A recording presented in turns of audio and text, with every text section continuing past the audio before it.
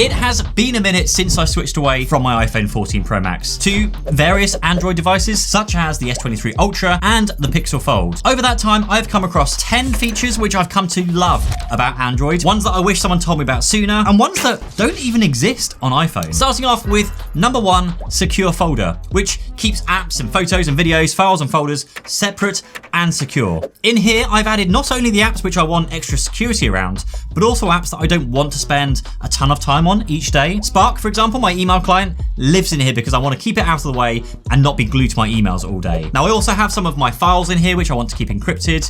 You could keep your password manager in here if you were using like a dedicated password manager. Of course, I've got my OnlyFans content, and if you have kids, then you could also put apps in here that you don't want them to be able to access. Like, I know a friend of mine hides Reddit in there to keep it away from his kids. Now, you can protect access to this folder by fingerprint or a separate passcode or password lock, so it's really, really secure, and genuinely not sure why iOS doesn't have this sort of feature built in. And that can be a different PIN code or password to your actual phone password. So if you unlock your phone, give it to your kids or give it to your partner, they still won't be able to access that area. Not that I'm saying you should be hiding stuff from your partner here, of course. Number 2 is Nova Launcher. Now, this has become my go-to, one of the first things I install on every new phone once I first set it up. And I still speak to people today who have never heard of Nova Launcher and don't even know what a launcher is, because it's actually the skin that runs on top of your phone. Now, with Nova Launcher, this opens up a ton of customizability across all Android phones, even if you're using something like, say a Nothing phone, which has fairly limited options on it. Now, with Nova, you can customize,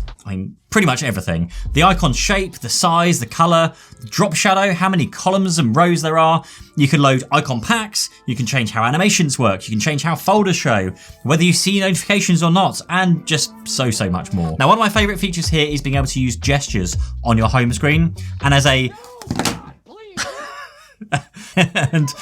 lifelong iPhone user who has not broken his phone yet, I've gotten used to having this homepage, screen literally full of apps and widgets. Well, it's nice to actually get some free space back on my screen for a change. And you can reclaim even more of that space back with these gestures. Now, instead of having multiple icons or folders for your social media apps, you can have just one and then configure actions for when you swipe either up or down on that icon. So tap to open Twitter, swipe up for Instagram, down for Facebook. Or with YouTube, tap for YouTube, swipe up for YouTube Studio. Or for home automation, tap to open my Tesla app, swipe up for Home Assistant, or swipe down for any other home automation app. There is a huge list of what you can do with gestures, and by using these features, you can really customize Androids to your needs. Number 3 is routines. Now, they're not perfect, but I've been using these more and more as I get deeper into the Android ecosystem. I now have a couple of Google Smart displays in the house, as well as a Pixel tablet, and I'm currently trying to get better at waking up each morning. So I'm using a Google Assistant routine to help me get up. Like, opens my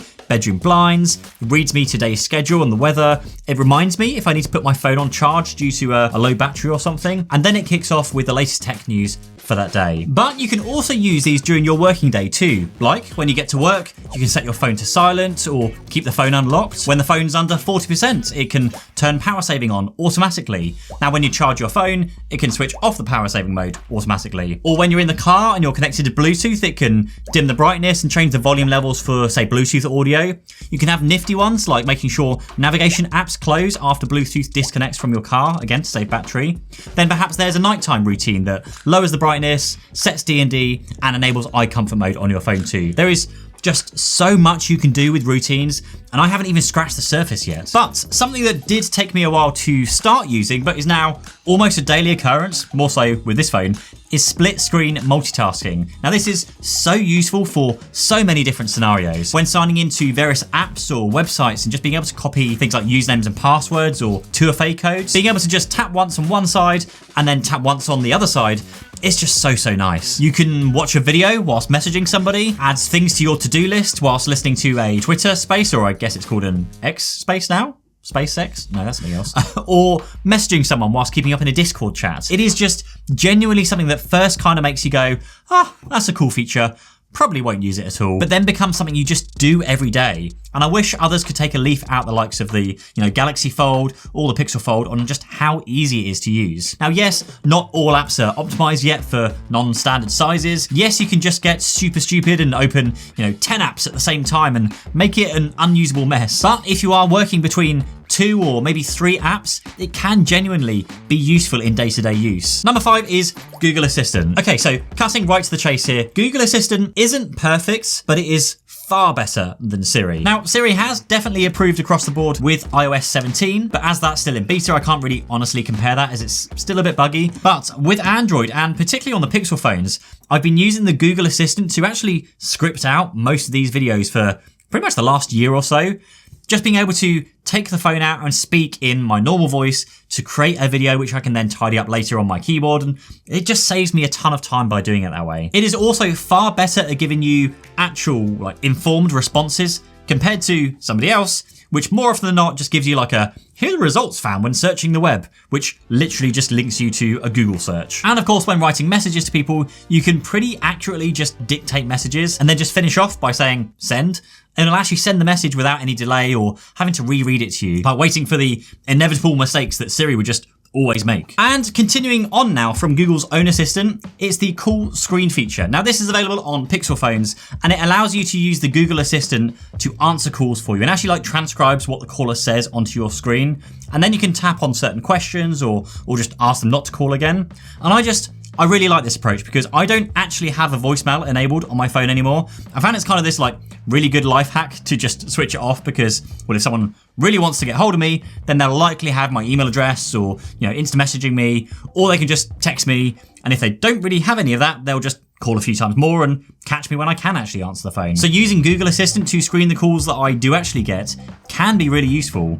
Now, Siri does, yes, have this feature coming in iOS 17 where it transcribes voicemails, but that means you need voicemail enabled, and I just rather not have that. Now, number 7, of course, is the big one, customization, which isn't as big of a thing as many people make out. Maybe it's my, I'm old opinion here. So when I pick up a new phone, yeah, it is quite cool to sit there and play and move the icons to the right place, set up the widgets. Of course, Nova Launcher, like I just said, you can customize your home screen and just change anything you want. But from then on, I basically keep whatever I've got because I just don't find myself having time to constantly tweak and just change my home screens. I'm using the same layout, the same wallpaper, same layout, same wallpaper that I've had from literally day one from setting the phones up. But with that said, for the right person who does want to do this, Android is of course beautifully customizable. The fact you can literally customize everything on the phone, from the skin that the whole phone uses using Nova Launcher, the custom always on display if you want that, to how notifications work.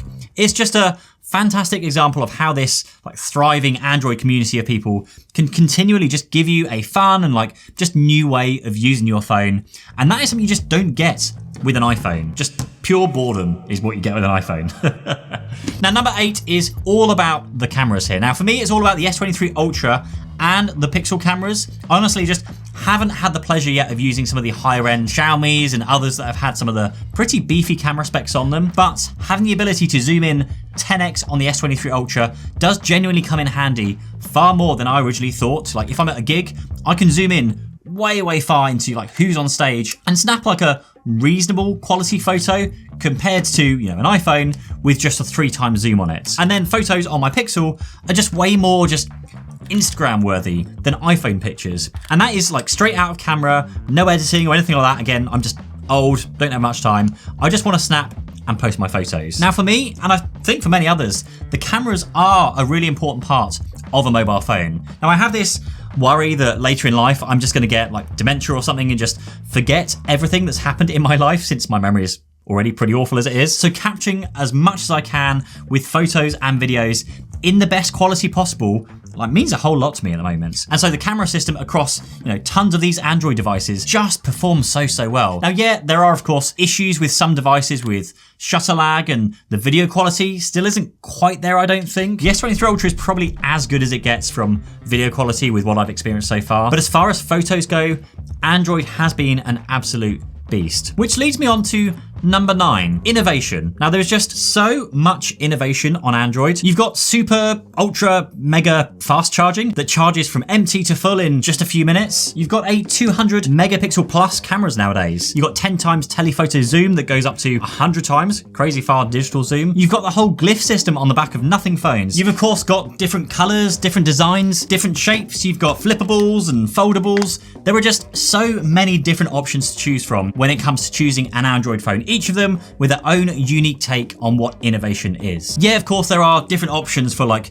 bezels versus no bezels versus thin versus thick versus that whole thing. But that's a choice that you get to make, and it's one that I'm just always going to enjoy. Like, I've been an iPhone user for so long now, and for the last 3, maybe 4 years or so, I've just been a bit bored of the iPhone. So it is great to have all of these different Android options constantly give me something new to experience and just play with, and just differences, different things that I can enjoy. Which leads me on to number 10, which are the little things. Now, these are all the little things that just make Android fun and enjoyable to use. From being able to see what's in your clipboard and being able to paste by just tapping right there, to the sidebar, which you can just flick in at any time for quick access to your favorite apps, to deeper app integrations with apps like Home Assistant, where you can just add tiles to your drop-down menu, to the developer menu options, which you can get to by tapping on the build number 5 times, which then unlocks a huge range of options, like being able to control how fast animations work to make your phone feel even snappier than it is, to unlocking freeform mode, which lets you move apps around and size them however you want, and group them and open them all in a single tap, or interactive widgets, something that the iPhone has only just started adding, or being able to have a quick shortcut on my Twitter scheduling app, Hypefury, to quickly schedule a tweet from my home screen. Like, these small things just make Android, and they are everywhere to be seen. And if you want to learn more about which phone finally made me actually want to switch away from iPhone to Android, then you can watch that here, and hopefully I'll see you there. Otherwise, join me on Discord if you want to chat about tech, subscribe for more, join as a channel member via Patreon if you want to help support the channel, and get your name in every video like these 2 beautiful people, and I'll see you in the next one. Cheers, bye-bye.